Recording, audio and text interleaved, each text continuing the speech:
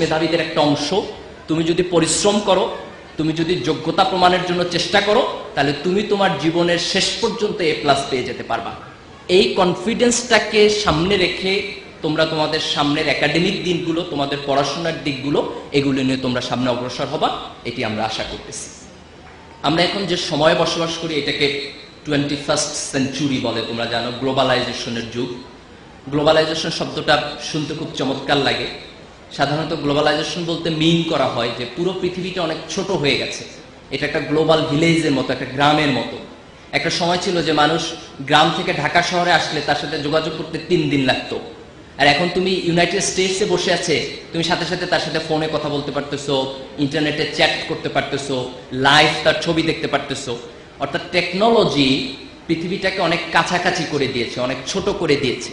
At the same time technology কম্পিটিশনটাকে অনেক বেশি বড় করে দিয়েছে। তোমার কম্পিটিশনটা শুধু নরসিংদীর এই সীমাবদ্ধ জায়গার মধ্যে না। You have to compete with your friends in the Dhaka city.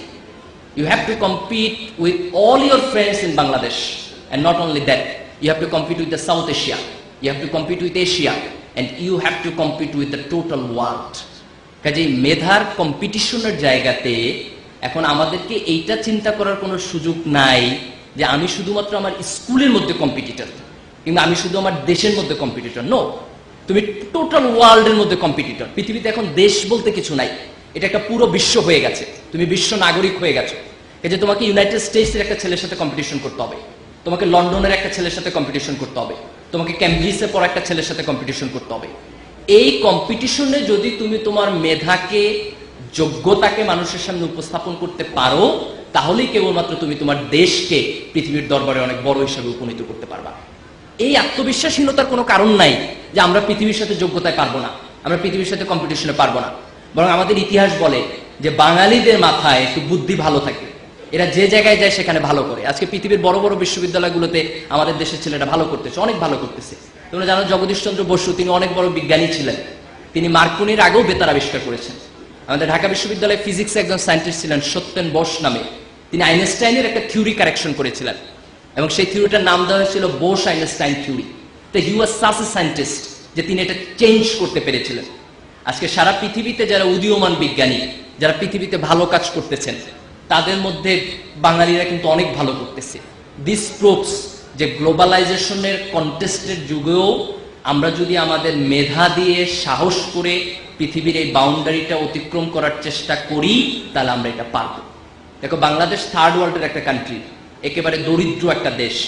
এবং আরো একটা বাংলাদেশের বৈশিষ্ট্য যেটা এখনকার পৃথিবীতে খুব প্রাসঙ্গিক হয়ে উঠেছে, সেটা হচ্ছে বাংলাদেশ মুসলিম মেজরিটি কান্ট্রি। সারা পৃথিবীতে 9/11-এর পরে, 9/11-এর পরে যে ওয়ার এগেইনস্ট টেরোরিজম চলতেছে, তার একটা পার্ট হচ্ছে মুসলিম মেজরিটি কান্ট্রিজের বিপক্ষে ইউনাইটেড স্টেটসের একটা মিলিটারি আগ্রাসন। আমরা সেটা আফগানিস্তানে দেখেছি, এর আগে আমরা ইরাকে দেখেছি, এখন সেটা পাকিস্তান পর্যন্ত এসেছে, সাবকন্টিনেন্ট পর্যন্ত এসেছে।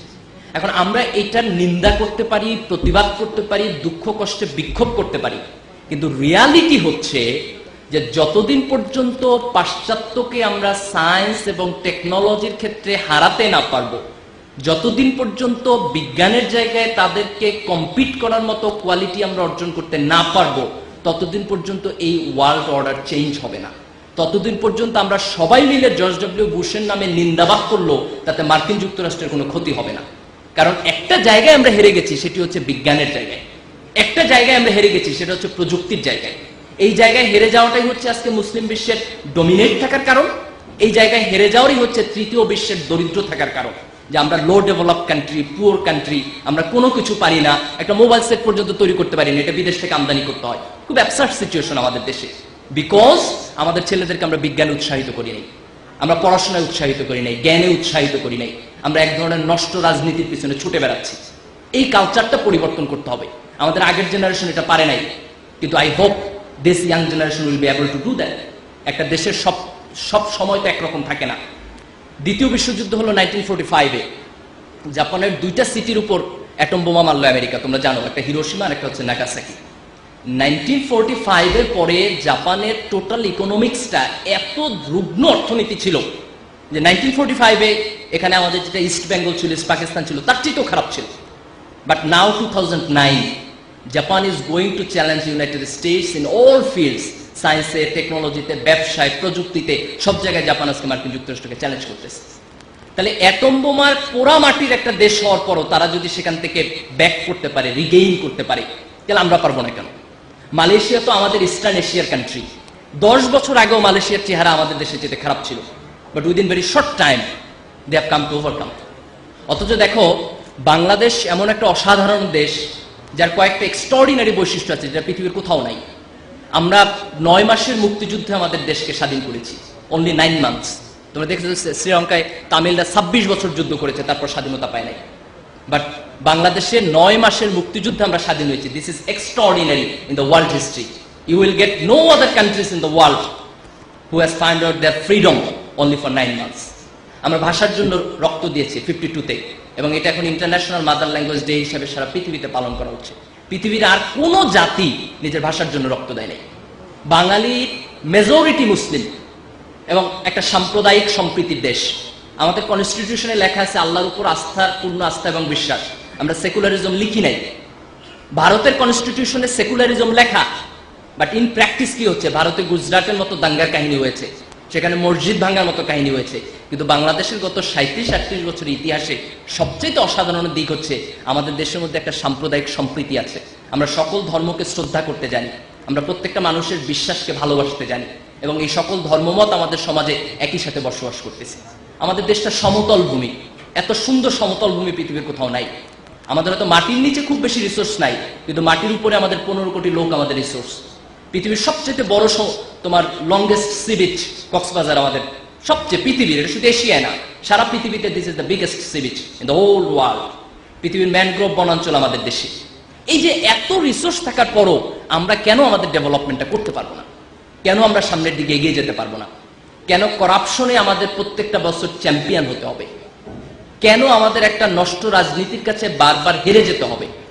স্বাধীনতার পরে যে জেনারেশন এই দেশকে নেতৃত্ব দিয়েছে, they are completely failure to give the পথ, এন্ড উই এক্সপেক্ট এই দেশের তরুণ প্রজন্ম, এই যে এবার 62,000 A+ পেয়েছে, এই সোনার সন্তানরা যদি এই দেশকে ভালোবাসতে জানে, যদি তাদের নিজেদের জীবনে এই দেশের ব্যাপারে একটা সততা থাকে, একটা দেশপ্রেম থাকে, এবং গ্লোবালাইজেশনের যুগে নিজের যোগ্যতা দিয়ে যদি সে কম্পিটিশন করে টিকে যেতে পারে, তাহলে উই হোপ এই জেনারেশনের হাত দিয়ে আমরা এমন একটি বাংলাদেশ গড়তে পারবো যে বাংলাদেশ অতীতের ব্যর্থতা কাটায় উঠবে, যে বাংলাদেশ তৃতীয় বিশ্বের একটা দরিদ্র দেশ হিসাবে পৃথিবীর কাছে পরিচিত হবে না, বরং একটি আত্মমর্যাদাপূর্ণ উন্নত দেশ হিসাবে পৃথিবীর দরবারে তার মর্যাদা নিয়ে সামনের দিকে এগিয়ে যাবে।